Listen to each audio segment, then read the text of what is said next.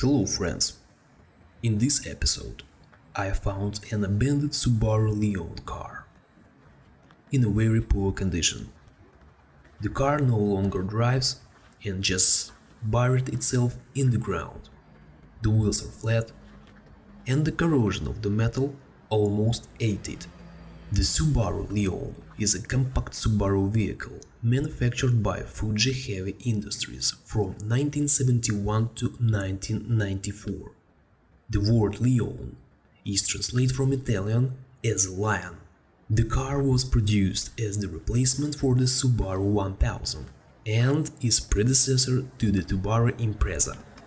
Most of the cars were equipped with optional four-wheel drive. At the time of its introduction into production, the Leon was Subaru's top model until 1989, when production of the Subaru began. Thanks for watching, don't forget to subscribe, have a good day and bye bye.